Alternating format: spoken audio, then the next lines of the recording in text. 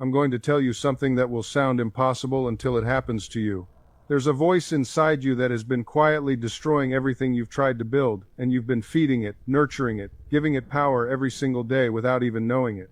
This voice tells you that you're not good enough, that things never work out for you, that wealth is for other people, that love passed you by, that it's too late, that you're stuck. And here's the devastating truth. Your subconscious mind believes every single word. It doesn't argue, it doesn't question. It simply accepts what you tell it, and then goes to work making it real. Right now, in this very moment, your subconscious is creating your 2026 based on the stories you told it yesterday, last week, last year. But what if I told you that you could change the entire trajectory of your life by changing just one thing? Not your circumstances, not your bank account, not where you live, or who you know. Just the words you speak to the most powerful force inside you. I spent decades studying the hidden laws of mind, and I discovered something that changed everything for me and for millions of others. Your subconscious mind is the key to every locked door in your life. And today, right now, you're going to learn exactly what to tell it to unlock the life you've been dreaming about. Stay with me, because what I'm about to share with you isn't theory. This is the practical, proven method I've watched transform broken lives into masterpieces, poverty into abundance, despair into joy. And it starts with understanding one simple truth. Your subconscious doesn't know the difference between what's real and what you vividly imagine with feeling. That means you have been programming it all along, but most people program it for failure without realizing it. Today, that ends. Today, you take back control. Listen, I need you to understand something right from the beginning. I'm not here to give you another list of affirmations that sound pretty but change nothing. I'm not here to sell you on wishful thinking or magical formulas. What I'm sharing with you is based on a fundamental law of your own mind, a law that operates whether you believe in it or not, just like gravity. And once you understand this law and learn to work with it instead of against it, everything shifts. I've seen it happen thousands of times. People who were sick become well. People who were broke become prosperous. People who were lonely find love. People who were stuck break free. And it all begins in the same place, with a decision to stop poisoning your subconscious mind with thoughts of limitation and fear, and instead feed it with the truth of what you really want to experience. Your subconscious is like the soil. It doesn't care what you plant. It will grow weeds just as easily as roses. It will manifest poverty just as quickly as wealth. It simply takes the seed, the mental image you give it, and brings it into form. Right now, you're planting seeds with every thought you think and every word you speak. The question is, what kind of garden are you growing? Because that garden is going to be your 2026. Let me be completely honest with you. Most people will watch this entire video and do nothing with it. They'll nod along, they'll feel inspired for a moment, and then they'll go right back to the same mental patterns that have been creating their current circumstances. They'll continue to say things like, I can't afford that, or nothing good ever happens to me, or that's just the way I am, and they'll wonder why their life never changes. But you're different. I can feel it. You're here because something in you knows there's more. Something in you refuses to accept that this is all there is. You have a hunger for truth, for transformation, for the life you know is possible but can't quite seem to reach. That hunger is your subconscious mind calling out to you, asking you to give it better instructions. And that's exactly what we're going to do together today. I'm going to show you precisely what to tell your subconscious mind, how to tell it, and why it works. But more than that, I'm going to show you how to make this a way of life, not just a technique you try once and forget. Because the real power isn't in knowing this information. The real power is in applying it consistently until it becomes as natural as breathing. You need to understand that your subconscious mind has been running your life on autopilot, following programs that were installed years ago, maybe decades ago. When you were a child, you absorbed beliefs from your parents, your teachers, your community, your culture. You heard things like, money doesn't grow on trees, or you have to work hard for everything, or life is a struggle. And your innocent, open subconscious mind took those statements as absolute truth, and built your entire operating system around them. Now, years later, you're working twice as hard as you should, struggling in ways that seem inevitable, experiencing lack even when you're doing everything right. And it's not because there's something wrong with you, it's because you're running on outdated programming. Imagine trying to run the latest software on a computer from 1995. It's not going to work. And that's exactly what's happening in your mind. You're trying to create a modern, abundant, joyful life while running on ancient, limiting programs. But here's the beautiful truth that changes everything. You can reprogram your subconscious mind at any moment, right now, today. You don't need permission. You don't need a degree. You don't need to understand all the technical details of how it works. You just need to understand the simple process and commit to using it. Think about your life right now. Really think about it. Whatever you're experiencing, whether it's financial stress, relationship problems, health issues, or just a general feeling that you're not living up to your potential, all of it, every single bit of it, is the external manifestation of your internal beliefs. Your outer world is a perfect reflection of your inner world. And I know that might be hard to hear, because it means taking responsibility for things that feel like they just happened to you. But this is actually the most empowering truth you'll ever discover. Because if your outer world is created by your inner world, then by changing your inner world, you automatically change your outer world. You're not a victim of circumstances. You're a creator of circumstances. You have been creating your reality all along. You've just been doing it unconsciously. Now, it's time to do it consciously, deliberately, with intention and power. And the tool you use to do this is the language you speak to your subconscious mind. Your subconscious mind is always listening. It never sleeps. It never takes a break. Every thought you think, every word you say, every image you hold in your mind is being recorded and accepted as an instruction. It's like having the most powerful computer in the universe at your disposal. But most people are typing in error messages all day long and wondering why they keep getting error results. You wouldn't type "I am broke" into a search engine and expect to find wealth. You wouldn't type "I am alone" and expect to find love. But that's exactly what people do with their subconscious mind every single day. They focus on what they don't want. They talk about their problems constantly. They replay their failures over and over, and then they're shocked when more of the same keeps showing up. The subconscious doesn't understand negatives. It doesn't process the word don't. If I tell you, don't think about a pink elephant, what immediately comes to mind? A pink elephant. Your subconscious mind works with images and feelings. So when you say, I don't want to be poor, your subconscious hears poor and feels the emotion around poverty, and it goes to work creating more poverty. This is why affirmations fail for most people. They're saying the words, but they're feeling the opposite emotion. They're saying, I am wealthy, while feeling broke, and the feeling always wins. This is where most teachings on manifestation and the power of mind completely miss the mark. They tell you to repeat affirmations without teaching you how to generate the feeling state that makes those affirmations real to your subconscious. They tell you to visualize what you want without explaining that visualization without emotion is just daydreaming. I'm going to give you the missing piece that makes all of this actually work. The secret is this. Your subconscious mind responds to the feeling state you're in when you give it an instruction, not the words, the feeling. You can say, I am confident 1,000 times, but if you feel anxious while you're saying it, your subconscious accepts anxiety as the instruction, not confidence. This is why people who practice gratitude from a genuine place of appreciation see miracles, while people who practice gratitude as a chore see nothing. The words are the same, the feeling is different, and the feeling is what your subconscious responds to. So when I tell you what to say to your subconscious mind today, I'm also going to teach you how to feel it, how to embody it, how to make it so real inside you that your subconscious has no choice but to accept it and bring it into your physical reality. Let me take you back to a moment in my own life when I discovered this truth in a way that left no room for doubt. I was working with a woman who came to me in complete despair. She had been diagnosed with a condition that her doctors told her was incurable. She had tried every treatment, seen every specialist, and nothing had worked. She was getting worse, not better. And she came to me as a last resort, not really believing that anything I could tell her would help, but desperate enough to try. I looked at her and I said something that shocked her.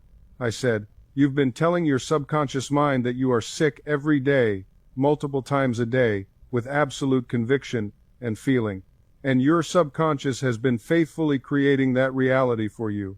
Now we're going to tell it something different." She looked at me like I was insane. She said, "But I am sick. That's not something I'm telling myself. That's a fact. And this is the crucial point I need you to understand. She was experiencing sickness as a fact, but that fact was being maintained and perpetuated by her acceptance of it at the subconscious level. I explained to her that her subconscious mind created her body, maintains her body, and can heal her body if given the right instructions. Every cell in her body was being directed by her subconscious mind, and her subconscious mind was following the blueprint she had accepted. I am sick. I gave her a very specific practice. Every night before sleep, and every morning upon waking, when the conscious mind is quieter and the subconscious is most receptive, she was to feel herself as completely healthy, not to wish for health, not to hope for health, but to feel the feeling of health in her body as if it were already true. I told her to imagine herself doing the things healthy people do, feeling the energy and vitality in her body, and to stay in that feeling state until it felt more real than her current symptoms. She was to say to her subconscious, I am healthy, whole, and perfect. Every cell in my body is functioning exactly as it should. I am vibrant and strong. And most importantly, she was to say this with the feeling of already being that person. This wasn't pretending. This wasn't lying to herself.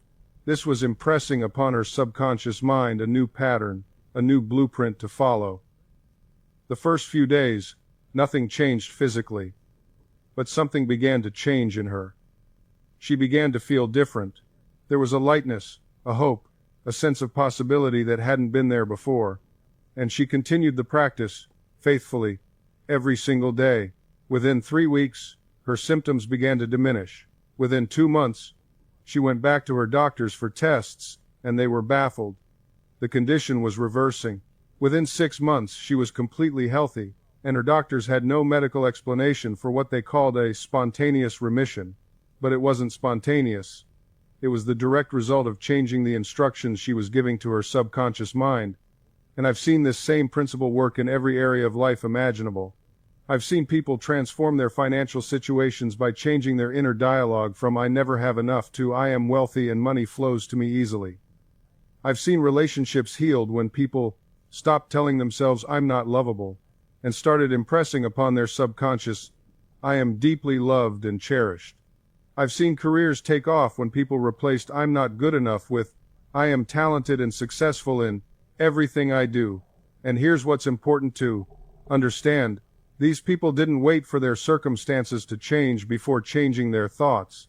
They changed their thoughts, consistently and persistently, and their circumstances shifted to match. This is the opposite of how most people operate. Most people wait for evidence before they believe. But your subconscious mind requires belief before it creates evidence. You must dare to assume the feeling of the wish fulfilled before you see any physical proof. This is what faith really means. Not blind hope or desperate wishing, but the calm, assured confidence that what you have claimed in consciousness is already done in the invisible realm and must by law materialize in your world. Think of it this way. When you plant a seed in the ground, you don't dig it up every day to check if it's growing. You trust the process. You water the soil, you give it sunlight, and you know with certainty that in time, that seed will sprout and become exactly what it was meant to become. Your imagination works the same way. When you plant a mental image with feeling, when you saturate it with conviction, you've set a process in motion. The universal law doesn't fail. It never has. It responds to everyone equally, without favoritism or exception. But here's where most people stumble. They assume the wish fulfilled for a few minutes, maybe even an hour, and then they spend the rest of the day contradicting it with worry, doubt, and negative conversation. They say to themselves, well, I tried that imagining thing, but nothing's happening. And in that very statement they've uprooted the seed. They've reversed the current. You cannot serve two masters. You cannot assume health and wealth in your imagination while simultaneously speaking poverty and sickness with your mouth and mind throughout the day. Persistence in your assumption is everything. You must remain faithful to the invisible reality you've constructed until the outer world reflects it back to you. This doesn't mean you ignore practical responsibilities or pretend physical facts don't exist. It means you refuse to let those facts dictate your emotional state or define your future. You acknowledge where you are, but you live from where you want to be. I've seen people transform their health, their finances, their relationships, not through struggle or force, but through the gentle persistence of an assumption held with feeling. They simply refused to accept the verdict of the senses as final. They dared to feel differently, and the world rearranged itself to match their inner conviction. Remember this: your imagination is not separate from reality. It is the gateway to reality. Every invention, every building, every work of art existed first in someone's imagination before it took physical form. Your life is no different. What you are experiencing now was once imagined, consciously or unconsciously. And what you will experience tomorrow is being shaped right now by what you imagine and feel today. This is why awareness is the first step. You must wake up to the fact that you are creating your reality every moment of every day, not through action alone, but through the invisible activity of your mind. Your imagination is the workshop where your future is fashioned, and your feelings are the power that gives life to those mental images. Let me be clear, imagination is not daydreaming. It's not idle fantasy. True imagination is purposeful. It's directed. When you imagine with feeling, when you dwell in the wish fulfilled, you are not escaping reality, you are creating it. I once knew a woman who came to me in despair. She was drowning in debt, working 2 jobs, barely sleeping. She told me she couldn't imagine abundance because every time she tried, her mind would immediately show her the bills on her table, the calls from creditors, the empty bank account. "I can't pretend this isn't real," she said. I told her what I'm telling you now. I'm not asking you to deny facts. I'm asking you to change them. The bills are facts. The debt is a fact. But facts are the fruit of yesterday's thinking. If you continue to accept them as final, if you continue to imagine from within the problem, you will simply create more of the same. Instead, you must imagine from the end. Imagine the wish fulfilled. Feel what it would be like if your problem were already solved. This woman began a simple practice. Every night before sleep, she would imagine opening her bank statement and seeing a balance that brought her relief and joy. She didn't worry about how it would happen. She didn't outline a plan. She simply lived in that feeling, night after night, until it became natural to her. Within 3 months, everything shifted. An unexpected promotion, a debt forgiven due to an administrative error, a gift from a relative she hadn't spoken to in years. The money came, but not from the direction she was looking. It came because she changed her inner state, and the outer world rearranged itself to match. This is the law. Your outer world is a perfect mirror of your inner world. If you don't like what you see in the mirror, you don't try to change the reflection, you change yourself. Now, most people get this backwards. They spend all their energy trying to rearrange the pieces on the chessboard of life. They want to change their boss, change their spouse, change their circumstances, change the economy, change the government, and they exhaust themselves in this futile battle with external conditions. But here's what I discovered through years of studying the subconscious mind. You cannot change anything outside yourself until you first change what's inside. The external is always the effect. The internal is always the cause. Let me give you a concrete example. I once counseled a man who was convinced that the world was against him. Every job he took, he complained about his coworkers. They were gossiping about him, undermining him, making his life miserable.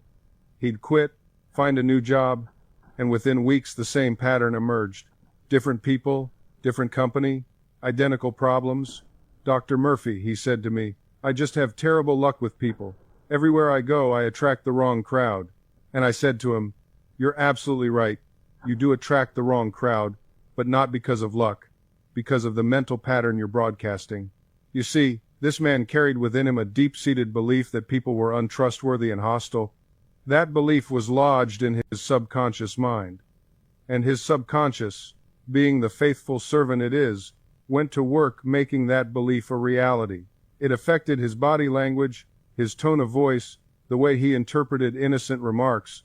He was unconsciously creating the very situations he feared. The moment he changed his inner conviction, the moment he began to impress upon his subconscious that people are friendly, helpful, and supportive, his entire experience transformed. Same city, similar industry, but completely different results. The people didn't change. His perception changed. And when his perception changed, his reality changed. This is not mysticism. This is psychological law. The moment you begin to see yourself differently, the world has no choice but to reflect that change back to you. I've seen this happen countless times. A woman who saw herself as unworthy of love suddenly begins to affirm her inherent value. Within weeks, people respond to her differently. Not because they changed, but because she changed first. Her new self-concept radiated outward, and the world simply mirrored it back. You see, most people have this backwards.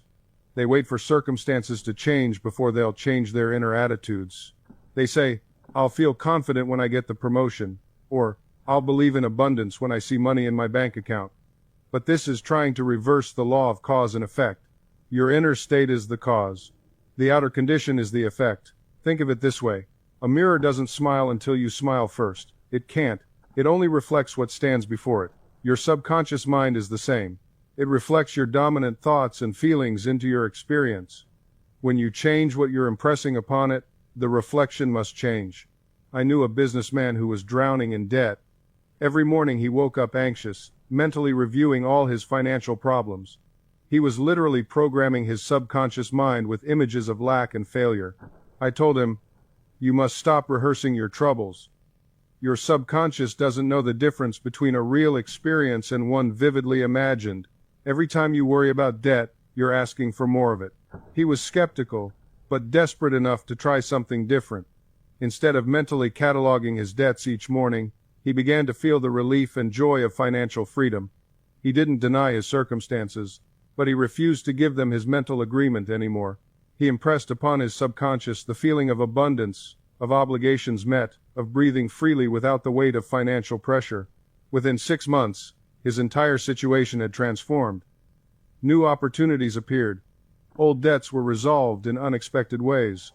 Money came from directions he hadn't anticipated. He didn't change his outer world through force or strain. He changed his inner world, and the outer conformed to match it. This is the principle at work in every life, whether you're aware of it or not. The question is whether you're using it consciously and deliberately, or letting it run on autopilot with whatever random thoughts and fears happen to dominate your mind. You see, most people go through life never questioning the connection between their thoughts and their circumstances. They see themselves as victims of fate, of bad luck, of other people's decisions. They say, that's just the way things are for me. But what they don't realize is that they themselves have been the architects of their experience all along. Every time you say, I can't afford that, you're not just stating a fact, you're giving an instruction to your subconscious mind. Every time you say, I'm always getting sick, you're programming yourself for illness. Every time you say, nothing ever works out for me, you're setting the creative forces within you to work proving that statement true.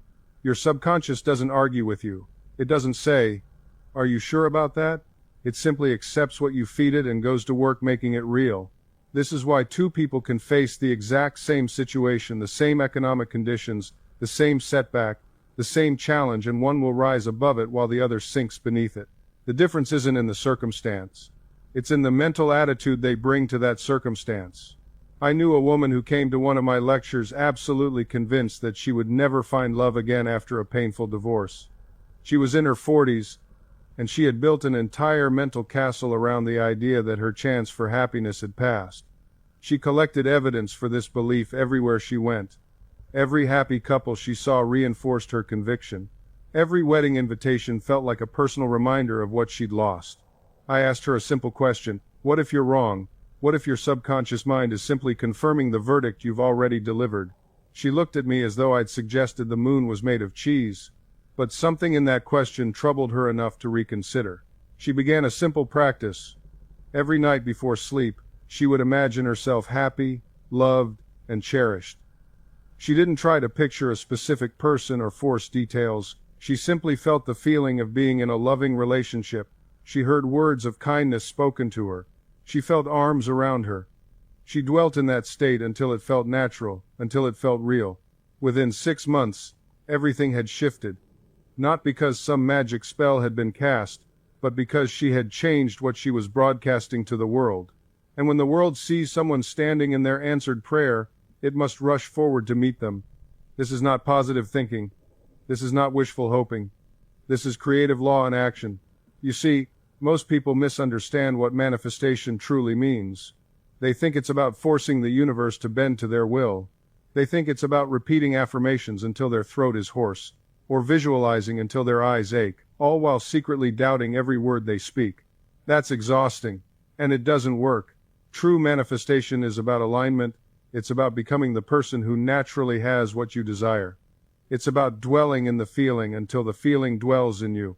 Let me ask you something. When you want to go to Los Angeles, do you spend your days in New York arguing with yourself about whether Los Angeles exists? Do you stand on a street corner in Manhattan repeating Los Angeles is real, while secretly wondering if it's true? Of course not. You simply book the ticket. You pack your bags. You board the plane. You don't question the existence of your destination. You move toward it with certainty. Your desire is the same. It already exists. Not in some distant future you must struggle to reach, but in this very moment, in the invisible realm of consciousness. Your only work is to travel there mentally and emotionally, and to remain there until your outer world catches up. But here's where most people stumble. They visit their desire once, like a tourist taking a quick photograph. They feel good for an hour, maybe a day, and then they return to their old dwelling place. They return to fear, to doubt, to the familiar comfort of lack, and they wonder why nothing changes. You cannot visit health for 5 minutes and sickness for 23 hours and 55 minutes, and expect your body to transform. You cannot dip your toe in wealth consciousness, then swim in poverty all day, and wonder why your bank account stays empty. Your subconscious mind is always listening. It's always accepting. It takes the path you travel most frequently and makes it permanent. It paves that road with belief until it becomes your automatic destination. And here's what most people don't realize. This subconscious acceptance works both ways. If you consistently think about debt, your subconscious accepts debt as your reality and begins to arrange circumstances that keep you in debt. If you habitually worry about loneliness, your subconscious accepts loneliness as your truth and subtly sabotages your connections with others. It doesn't judge whether these thoughts are good for you. It simply says, "This is what you've shown me repeatedly. This must be what you want." I've seen this pattern play out countless times. A woman came to me once, frustrated that she couldn't advance in her career despite her qualifications and hard work. When we examined her habitual thoughts, we discovered something revealing. Every time an opportunity arose, her immediate internal response was, "People like me don't get breaks like that." She wasn't even aware she was thinking it. The thought had become so automatic, so ingrained, that it functioned below her conscious awareness, and yet, it was directing every decision, every hesitation, every self-sabotaging action. Your subconscious had accepted the instruction, "I am someone who doesn't get opportunities," and it faithfully created a reality that matched. We worked together to interrupt that pattern, not through force or willpower, but through gentle, consistent repetition of a new truth. Opportunities recognize my value and come to me easily. At first it felt hollow to her, almost dishonest. But she persisted. She repeated it morning and night. She held it in her mind as she fell asleep. And gradually, something shifted. Within months, she noticed things she'd overlooked before. A colleague mentioning a position that might interest her. An email from a recruiter that she would have previously dismissed. A conference where she made a connection that led to her dream role. The opportunities had likely always been there, circulating in her environment, but her subconscious had been filtering them out, blinding her to possibilities that contradicted its accepted belief. When she changed the instruction, she changed the filter. Her subconscious began to accept a new pattern, and her external world reorganized itself to match. This is the power and the danger of subconscious acceptance. It is utterly impartial. It will create poverty as faithfully as prosperity. It will manifest illness as readily as health. It will construct loneliness with the same precision it builds love. This is why understanding the neutral nature of your subconscious is so liberating, because it means you are not battling against some malevolent force within yourself. You are not wrestling with a rebellious part of your mind that wants to sabotage you. You are simply working with a magnificent mechanism that has been poorly programmed. Think of it this way. If you plant tomato seeds in fertile soil, you don't get angry at the soil when tomatoes grow. You don't accuse the earth of being stubborn or resistant when it produces exactly what you planted. The soil doesn't judge your choice of seeds. It doesn't say, "I think you should have planted roses instead." It simply accepts what you give it and multiplies it back to you in physical form. Your subconscious mind operates on this exact principle. It is the garden, your thoughts and beliefs are the seeds, and your life circumstances are the harvest. If you don't like the harvest, you don't curse the garden, you change the seeds. But here's where most people get confused. They look at their current circumstances and use those circumstances to determine what they should think and believe. They see lack in their bank account and feel poor. They experience rejection and believe they are unlovable. They face obstacles and conclude they are unlucky. And in doing so, they simply replant the same seeds that created the unwanted harvest in the first place. This creates a vicious cycle. Your outer world reflects your inner beliefs, and then you use your outer world to reinforce those same beliefs. It's like looking in a mirror, seeing that your hair is messy, and trying to fix it by combing the reflection. You can brush that mirror all day long, but nothing will change until you turn around and comb your actual hair. The breakthrough comes when you understand that you must change your inner world first. You must plant new seeds, regardless of what the current harvest looks like. You must affirm abundance, even when your bank account says otherwise. You must feel loved even when you're alone. You must claim health even when symptoms are present. This isn't denial. This isn't pretending your problems don't exist. This is understanding the creative order of the universe. Thought comes first, conditions come second, always, without exception. The universe doesn't respond to your conditions, it responds to your consciousness. And here's what most people get wrong. They think that changing consciousness means positive thinking, affirmations, or repeating words they don't believe. That's not what I'm teaching you. Consciousness is the sum total of everything you accept as true about yourself and your world. It's the silent assumptions running beneath every thought you think. It's what you return to when the affirmation stops, when the motivation fades, when you're alone with yourself at 3 in the morning. That's your real consciousness. And that consciousness, not your wishes, not your hopes, not your desperate prayers, is what creates your experience. Let me tell you about a woman who came to one of my lectures years ago in Los Angeles. She was drowning in debt, bill collectors calling every day, eviction notices, the whole nightmare, and she asked me, "Dr. Murphy, how can I possibly change my consciousness when my reality keeps screaming poverty at me every single day?" I said to her what I'm saying to you now. Your reality is screaming poverty because your consciousness has been whispering poverty for years. Change the whisper, and the scream will eventually fade. She didn't like that answer. Nobody does at first. Because it requires something most people aren't willing to give: responsibility. Not blame, mind you. Responsibility. The ability to respond differently. So I taught her a technique. Every time a bill came, every time the phone rang with a creditor, every time fear tried to grip her heart, she was to say silently, "My subconscious mind is the source of infinite supply. I am now in my true place, doing my true work, receiving my true compensation," not as empty words, but as a redirecting of attention. A gentle, persistent refusal to accept the verdict of circumstances. Within 3 months, unexpected channels opened. A job opportunity she'd applied for 6 months prior suddenly called back. A forgotten insurance policy matured. Small amounts here and there. Nothing miraculous by Hollywood standards, but miraculous by the standards of someone who had been locked in the prison of lack. That's how it works. Not through magic, through the immutable law of mind. And here's the beautiful part: this law doesn't discriminate. It doesn't ask about your credentials, your background, or how many times you've failed before.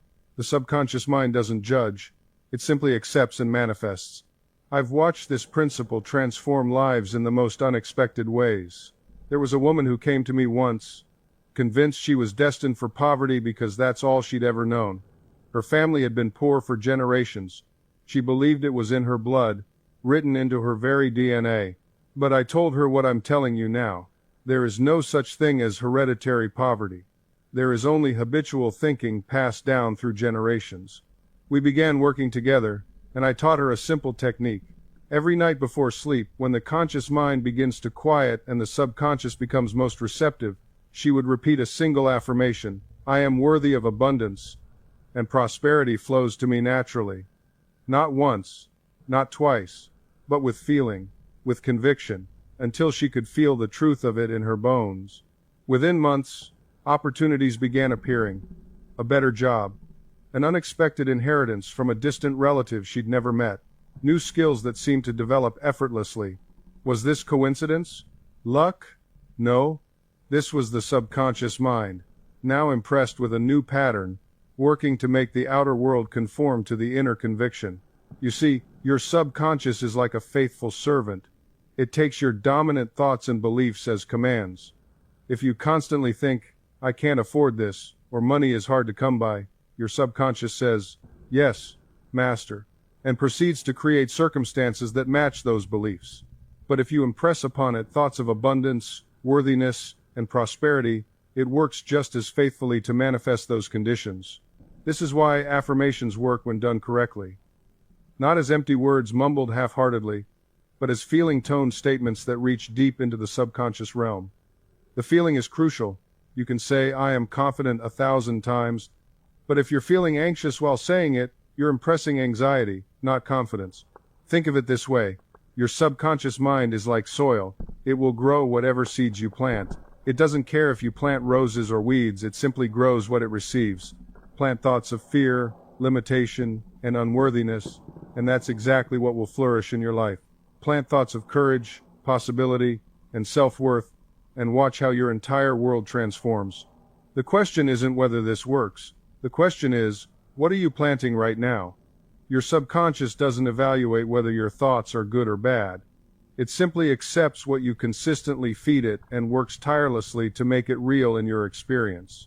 This is why two people can face identical circumstances and have completely opposite outcomes. One person feeds their mind images of failure and limitation, while the other nourishes their consciousness with possibility and hope. Think about this carefully. Right now, in this very moment, you are planting seeds. With every thought you entertain, every image you dwell upon, every statement you make about yourself and your life, you are depositing something into the soil of your subconscious mind. And that soil is incredibly fertile. It will grow whatever you plant there, whether you plant it intentionally or accidentally. Most people are accidental gardeners. They scatter seeds randomly, without awareness, and then wonder why their garden is full of weeds. They complain about their harvest without ever examining what they planted 6 months ago. But you can be different. You can become an intentional cultivator of your inner life. Let me share something profound with you. Your subconscious mind is always listening. It's listening right now. It hears not just your words, but the emotional tone behind them. When you say, I can't afford this, your subconscious doesn't hear a factual statement about your current bank balance. It hears a command, maintain poverty consciousness. When you say, I always mess things up, your subconscious doesn't analyze whether that's statistically accurate. It simply accepts it as an instruction and begins arranging circumstances to prove you right. This is why affirmations work, but only when done correctly. Many people try affirmations and give up because they don't see immediate results. They stand in front of a mirror and half-heartedly mumble, I am successful, while their deeper mind is screaming, this is ridiculous. You're broke and nothing ever works for you. That's not planting a seed. That's arguing with your garden while holding a seed packet. Real affirmation involves feeling. It requires you to enter into the consciousness of what you're affirming. When you affirm, I am prosperous, you must call forth the feeling of prosperity. How would you feel if abundance was already flowing into your life? What would that relief feel like? That gratitude? That confidence? You must generate that feeling now, in this present moment, before the external evidence appears. This is why so many people fail. They affirm something once, twice, perhaps a dozen times, and then they pause, they check, they look around with anxious eyes, searching the horizon for proof. And when they don't see immediate results, they collapse back into doubt. They say, see, it doesn't work. I knew it was too good to be true. But that very act, that checking, that doubting, that looking for evidence is itself an impression upon your subconscious mind. And what are you impressing? Lack, absence, disappointment. You are fertilizing the seeds of failure even as you claim to want success. Your subconscious does not argue. It does not judge your thoughts as wise or foolish. It simply accepts what you repeatedly feel and think as true, and then proceeds to make it so in your outer world. So, when you plant a seed of prosperity, and then immediately dig it up to see if it's growing, you destroy the very process you initiated. The farmer does not plant corn and then return the next morning, shovel in hand, demanding to see the stalk. He plants, and then he goes about his business with confidence, knowing the laws of nature are working beneath the surface. You must do the same with your mental seeds. I have watched people transform their entire lives by sustaining a single assumption, not by forcing, not by straining, but by quietly, persistently returning to the feeling of the wish fulfilled. When doubt arose, they noticed it, smiled gently, and returned to their assumption. When external circumstances seemed to contradict their desire, they did not react with fear. They simply said, "That belongs to the old state, I am dwelling in the new." This is the discipline required. Not the discipline of a soldier, rigid and tense, but the discipline of a gardener, patient, consistent, trusting in processes that work beneath the visible surface. And here is something else you must understand. Your subconscious mind does not create in a vacuum. It works through natural channels, through people, through coincidences, through opportunities that seem to arise spontaneously. When you impress it with a clear desire, it begins to orchestrate circumstances, to align events, to draw toward you the people and conditions necessary for your desire's fulfillment. But if you change your inner state every few hours, if you oscillate between faith and fear, between expectation and doubt, you confuse the mechanism, you send contradictory orders, and the result is chaos, delay, or manifestations that are weak and incomplete. So I want you to understand something crucial. Asterisk, asterisk. Your subconscious doesn't work on a voting system, asterisk, asterisk. It doesn't count how many times you affirm something versus how many times you doubt it. It doesn't average out your emotions over a week and then decide what to create. No. It responds to the asterisk, asterisk dominant impression, asterisk, asterisk the mental state you hold most consistently, the one that carries the most emotional weight. Think of it like tuning a radio. If you want to hear a particular station, you have to keep the dial steady on that frequency. You can't turn the dial back and forth between stations and expect to hear clear music. You'll just get static, a jumble of noise from multiple channels interfering with each other. That's what most people do with their minds. They tune into abundance for a few minutes during their morning meditation. Then, an hour later, they're tuned into worry because a bill arrived. By afternoon, they're tuned into resentment because of something a coworker said. By evening, they're tuned into fear while watching the news. And then they wonder why their life feels chaotic, why their desires don't materialize. The law doesn't respond to your occasional positive thought. It responds to your asterisk, asterisk habitual mental attitude, asterisk, asterisk the station you're tuned into most of the time.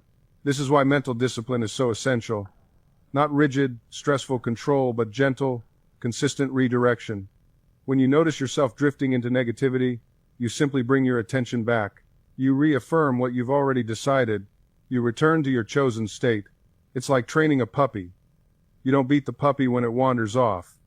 You simply call it back, patiently, again and again. Eventually, it learns. Your mind is the same way. With consistent, gentle guidance, it learns to stay focused on what you want rather than what you fear. Now, here's something powerful I want you to grasp. Asterisk, asterisk, every time you return to your desired state after a distraction, you're not starting over asterisk, asterisk. You're not back at square one. You're actually strengthening your mental muscle. You're proving to yourself that you can choose your state regardless of circumstances, and that builds momentum. Each time you refuse to react emotionally to unwanted conditions, each time you consciously choose faith over fear, you're making a deposit in your subconscious mind. You're reinforcing the pattern, and eventually, the new pattern becomes automatic. The positive state becomes your natural resting place. This is the shift from effort to ease, from forcing to flowing, from willpower to automation. And here's what most people get wrong about this process. They think it should be linear. They expect steady, predictable progress. Day 1, slightly better. Day 2, a bit more improvement. Day 3, continuing upward. But that's not how the subconscious works. Real transformation looks more like this. You practice your new pattern. You feel great. Then suddenly, you have a terrible day where the old pattern comes roaring back with a vengeance. You feel like you've lost all progress. You question whether this even works. But here's the truth, that's not regression. That's integration. Your subconscious is testing the new pattern. It's seeing if you really mean it. It's checking whether you'll abandon ship at the first sign of turbulence, or whether you're committed to this new identity. I've seen this happen countless times. Someone practices positive self-talk for a week. They feel transformed. Then life throws them a curveball, a rejection, a criticism, a failure, and suddenly they're back in the old mental patterns, feeling like they've accomplished nothing. This is the moment that determines everything. Because if you understand what's happening, you don't panic. You don't interpret this as failure. You recognize it as the subconscious running its old program one more time, like a computer trying to boot up deleted software, and you simply, gently, redirect back to the new pattern. You don't berate yourself for the relapse. That just creates another layer of negative conditioning. Instead, you acknowledge what happened and reinforce the truth. That was the old pattern. It doesn't define me anymore. I'm choosing the new pattern now. This is the practice of return. Not perfection, but return. Not never falling, but always getting back up. And each time you do this, each time you catch yourself in the old pattern and consciously choose the new one, you're not starting over, you're actually strengthening the neural pathway. You're teaching your subconscious that the new pattern is non-negotiable. Think of it like training a puppy. The puppy will have accidents. That's expected. But if you consistently, patiently, redirect the behavior without anger or drama, the puppy learns. The accidents become less frequent. The new behavior becomes habitual. Your subconscious is the same way. It needs consistent, patient redirection, not harsh self-judgment, not dramatic self-criticism, just gentle, firm guidance back to the pattern you're establishing. Because here's what I've observed, and what countless individuals have confirmed through their own experience. The subconscious mind doesn't respond well to force, but it responds beautifully to consistency. It's like training a young plant. You don't pull on the stem to make it grow faster. You don't berate it for not being tall enough. You simply water it regularly, ensure it receives sunlight, and trust the natural process of growth. Your subconscious responds to the same principle: regular nourishment, consistent attention, patient trust.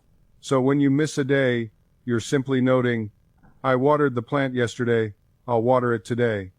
Not, I've killed the plant, everything is ruined. I'm a terrible gardener.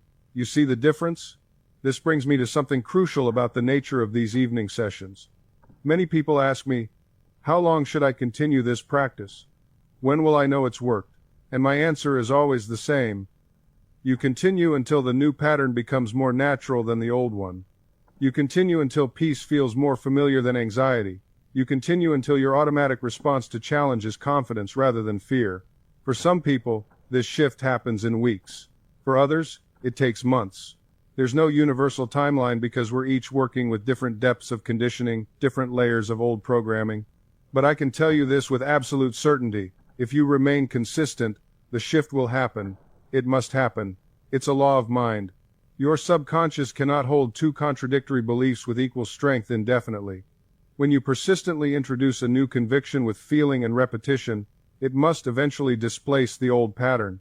This isn't optimism, it's the mechanics of consciousness.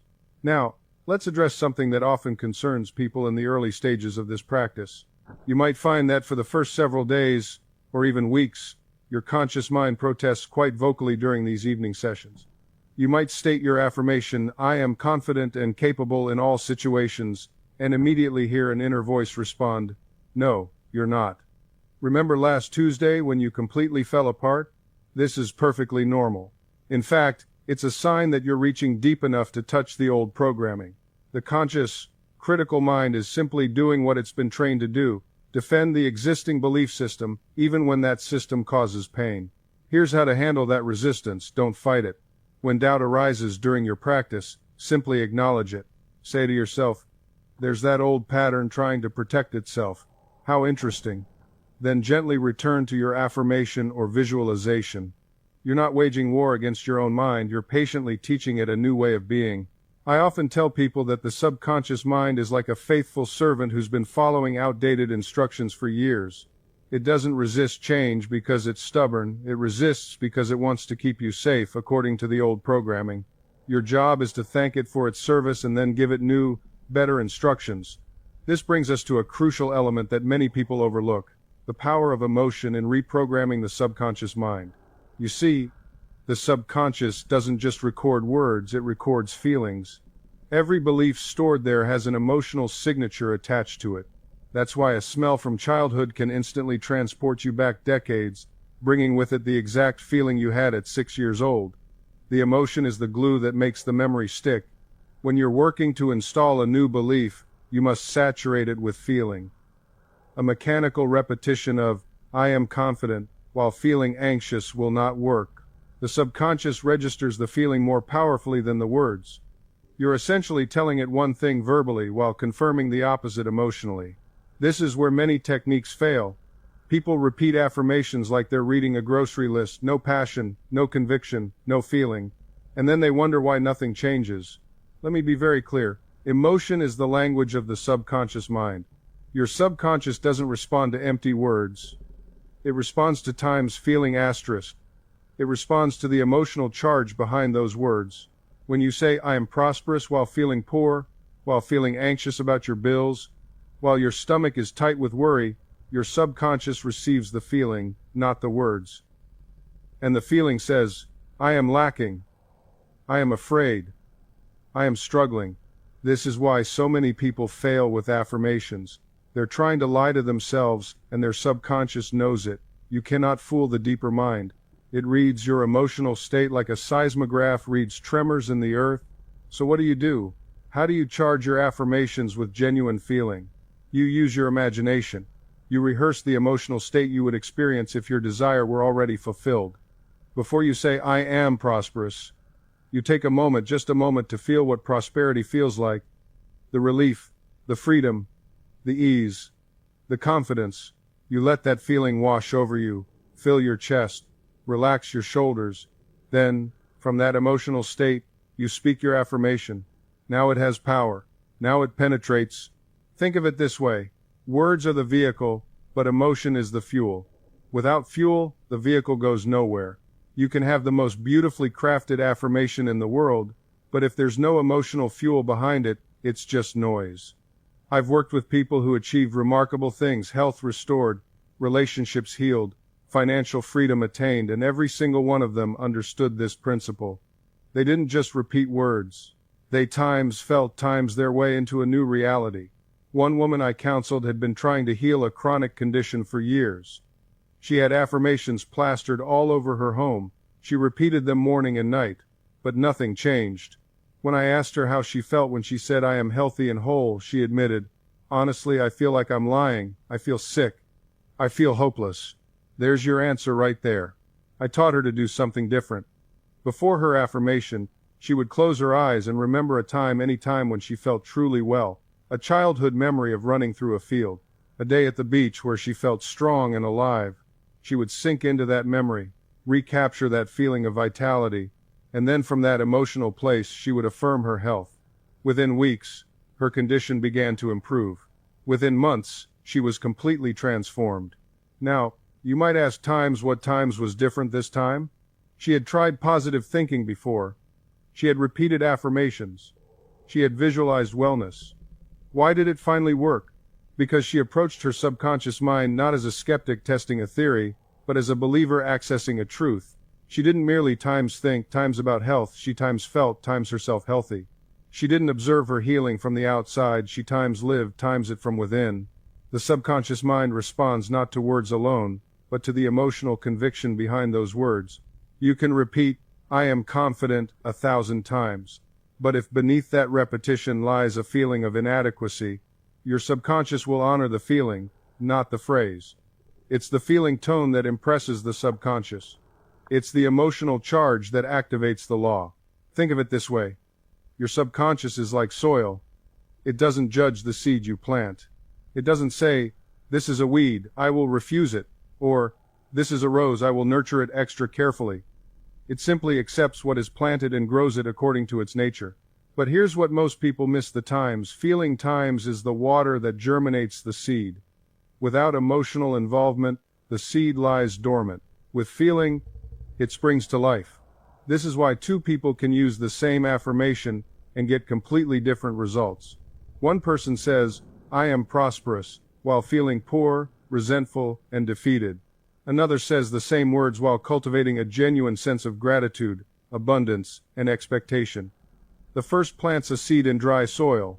The second provides rain, sun, and nourishment. Your emotions are not obstacles to overcome in this process, they are the very mechanism through which the process works. Learn to generate the feeling of your wish fulfilled, and you have discovered the master key. I once knew a salesman who struggled for years. He would psych himself up each morning. repeating, "I am a great salesman. I will make this sale." But beneath his words was fear, fear of rejection, fear of failure, fear that he wasn't good enough. His affirmations were like shouting into a hurricane. The emotional storm beneath drowned out his words. Then someone taught him a different approach. Before each sales call, he would sit quietly and remember a time when he had helped someone truly help them solve a problem and improve their life. He would feel the satisfaction of that moment, the warmth of genuine contribution.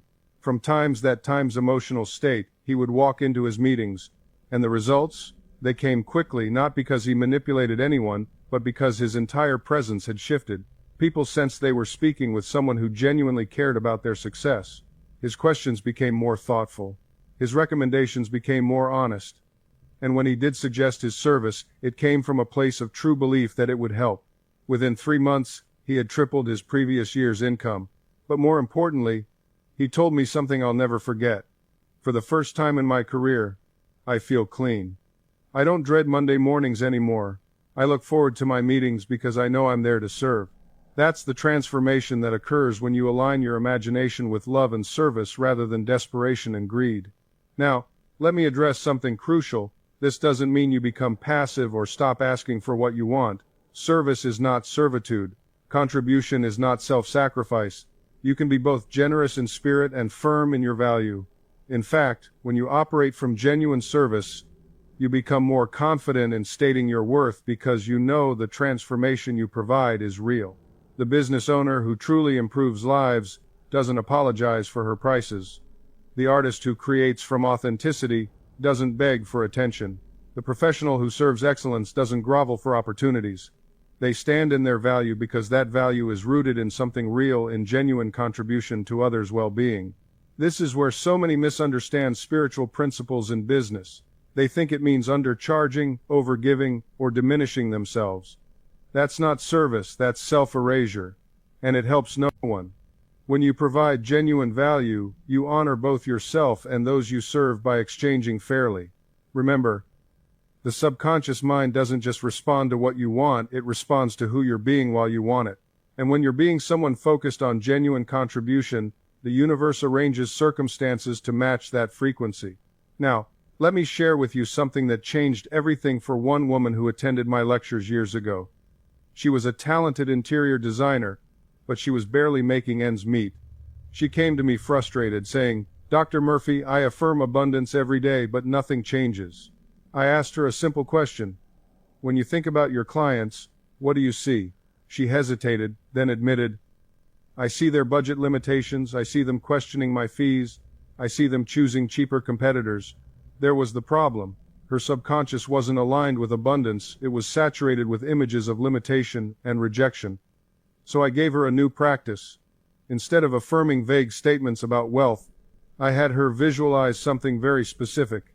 Satisfied clients thanking her, referrals coming naturally, checks being deposited easily and joyfully. But more than that, I had her change her inner conversation about money itself. Every time a thought of, "they can't afford me," arose, she replaced it with, "the right clients who value excellence always find me." She began to see money not as something scarce that had to be fought for, but as a natural flow that accompanied genuine service. Within 3 months, she had more clients than she could handle. Within a year, she had hired 2 assistants. The external circumstances hadn't changed, first her inner world had transformed, and the outer world simply reflected that shift. This is the principle at work. Your subconscious mind is always listening to your dominant mental attitude. It doesn't hear your desperate hour-long affirmation if the remaining 23 hours are filled with doubt, fear, and thoughts of limitation. It responds to the consistent, habitual patterns of your thinking. Think of it like tuning a radio. You can't tune to multiple stations simultaneously and expect clear reception. Your consciousness works the same way. When you're constantly switching between thoughts of abundance and thoughts of lack, you create static. The signal becomes unclear, and the subconscious doesn't know which instruction to follow. The solution is consistency, not perfection, but persistent return to the frequency you wish to embody. When a thought of lack appears, notice it without judgment, then gently redirect your attention back to the feeling and knowing of your desire fulfilled. This isn't denial of reality, it's the creation of a new reality from within. Many ask me, "Dr. Murphy, How long must I persist? And I tell them what I'm telling you now, until the inner conviction becomes stronger than the outer appearance. This may take days for some, weeks for others, months in certain cases, but understand this: the time is never wasted. Every moment spent in the consciousness of your fulfilled desire is a moment of causation, setting forces in motion that must inevitably produce effects in your material world. I've observed that the people who succeed most rapidly are not necessarily those with the strongest willpower or the most disciplined minds. They are the ones who fall in love with their vision. They are the ones who find genuine pleasure in the feeling of their wish fulfilled. When you love the state you're occupying in consciousness, persistence becomes effortless. You return to it naturally, the way you return to thoughts of someone you adore. Let me share something that will accelerate your progress tremendously. Gratitude. Not gratitude for what you hope to receive, but gratitude for what you are now accepting as already accomplished. When you feel genuine thankfulness for your fulfilled desire, you are affirming its reality in the most powerful way possible. You cannot be grateful for something you believe is absent. Gratitude is the language of possession, of completion, of accomplished fact. Before sleep each night, instead of reviewing the problems of the day, spend a few moments in gratitude for your realized desire. Feel the satisfaction of giving thanks for what is already yours in consciousness. Let that feeling be the last impression before you drift into sleep, for the subconscious is most receptive in that drowsy state. The thoughts and feelings you take into sleep tend to multiply and impress themselves deeply on the subconscious mind. This practice alone, consistently applied, has transformed countless lives.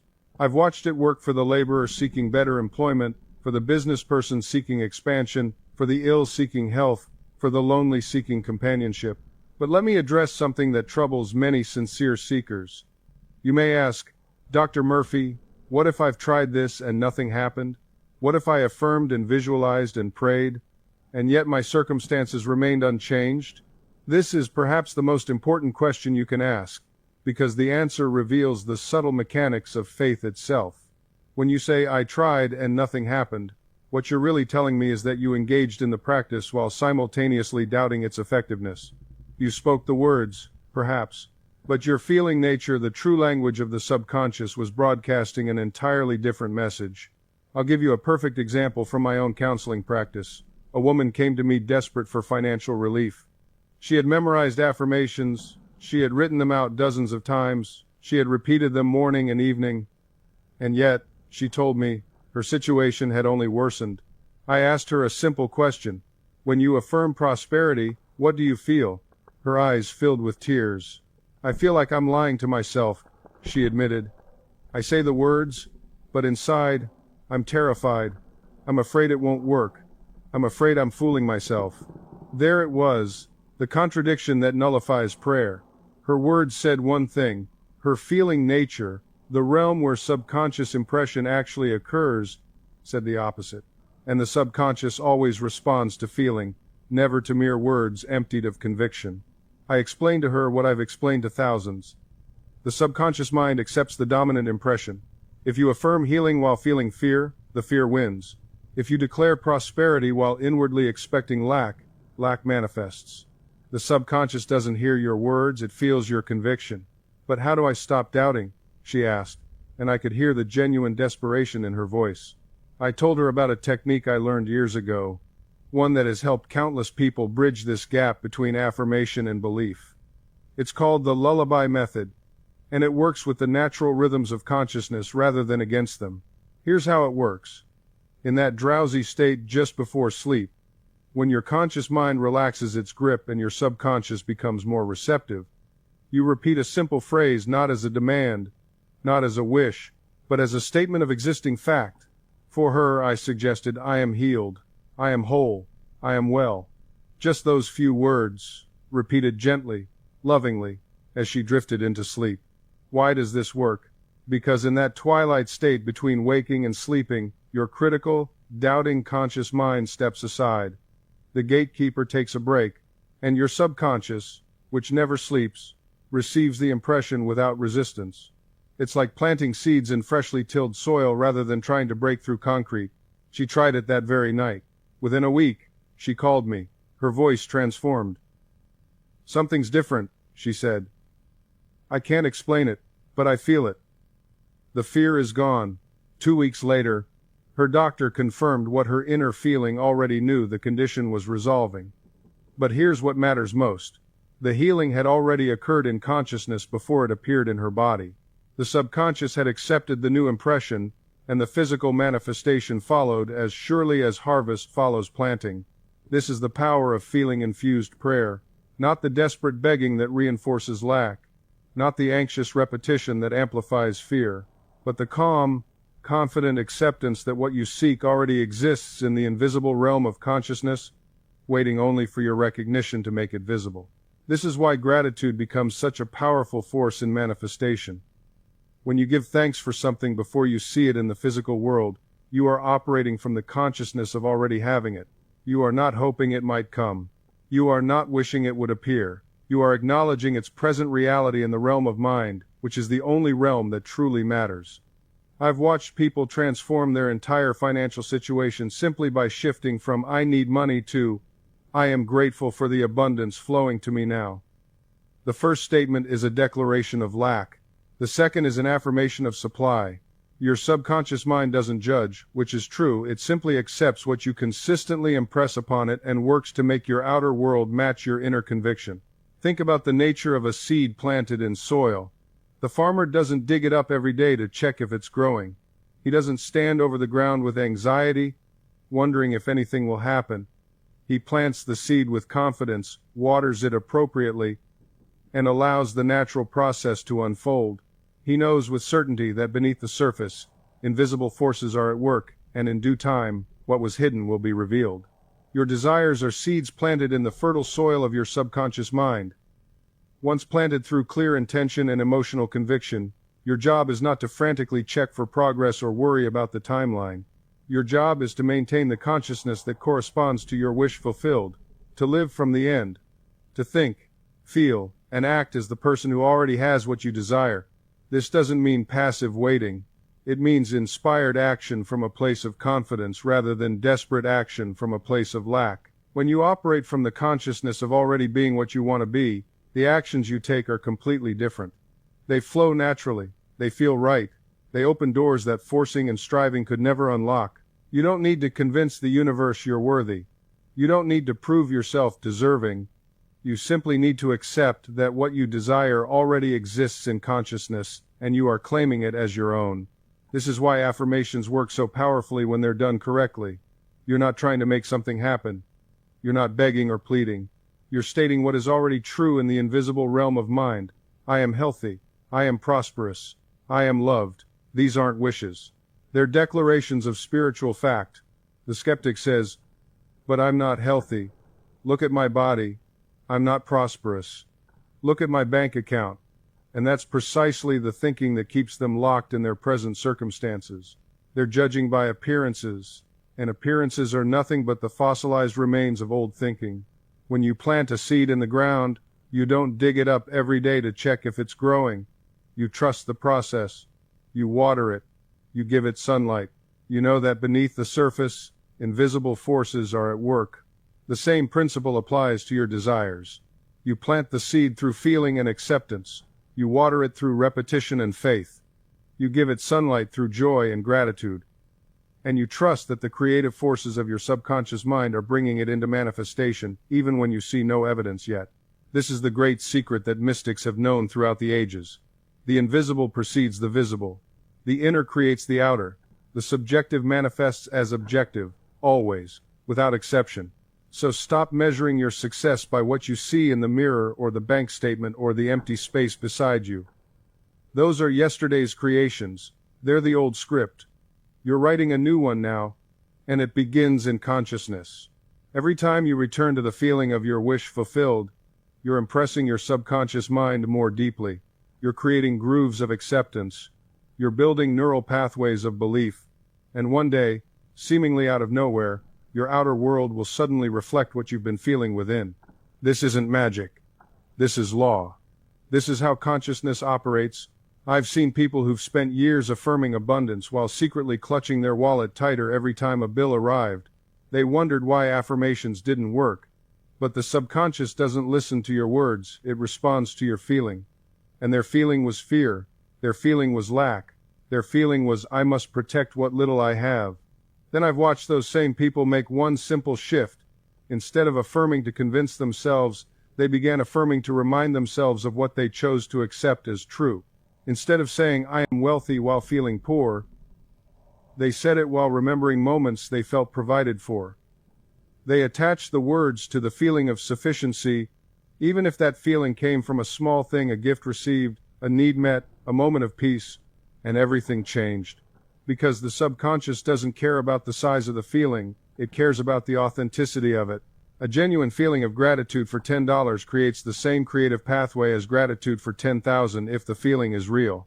This is why I always say, start where you are. Don't try to feel like a millionaire if you've never held $1,000. Feel abundant about what you have now. Feel wealthy in the wealth you do possess: your health, your time, your relationships, your potential. From that authentic feeling of sufficiency, you can gradually expand. You can feel a little more abundant tomorrow than you did today, not by lying to yourself, but by recognizing more of what's already true. Your subconscious will accept this. It will say, yes, this feels real, this feels true, and it will begin to create circumstances that match this expanding sense of abundance. You see, you don't have to make a giant leap, you just have to make the next step feel real. And step by step, feeling by feeling, you build a consciousness of wealth. You build a consciousness of health. You build a consciousness of success, love, joy, whatever you desire. You see, this is why the so-called quick fixes never work. Someone comes to me and says, Dr. Murphy, I affirmed for wealth for 3 days and nothing happened. 3 days. My friend, you didn't build your current consciousness in 3 days. You built it over years, perhaps decades, of habitual thinking. You've been affirming poverty, limitation, and fear for so long that it became your mental dwelling place. And now you expect 3 days of weak, half-hearted affirmations to overturn all of that? It's like expecting a single raindrop to carve a canyon. But persistent rain, over time, that shapes mountains, that carves rivers, that transforms the very face of the earth.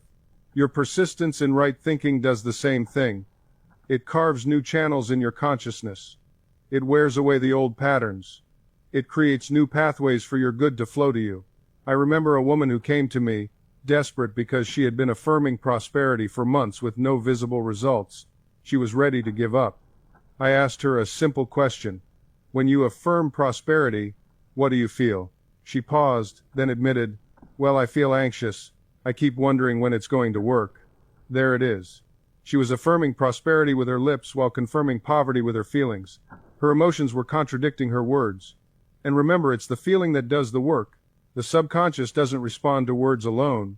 It responds to the emotional conviction behind those words. I told her, you must learn to feel prosperous now, even before circumstances change. You must generate the feeling of wealth, the feeling of abundance, the feeling of security right now, in this moment.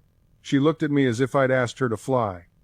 But how can I feel prosperous when I have bills I can't pay? And I said, how can you ever be prosperous if you refuse to feel prosperous? Your feelings create your reality. If you wait for reality to change before you change your feelings, you'll wait forever.